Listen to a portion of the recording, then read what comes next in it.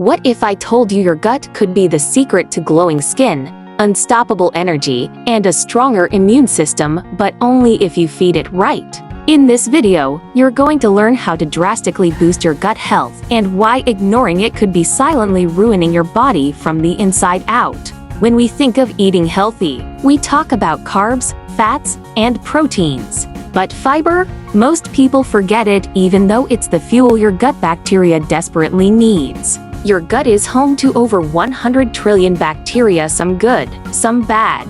And here's the deal, feed the good ones, and they protect you. Neglect them, and they start attacking you, literally eating away your gut lining. Once that protective layer is gone, tiny leaks form in your gut wall. Harmful chemicals start spilling into your bloodstream, triggering inflammation, bloating, brain fog, even autoimmune issues. So, how do you fix it?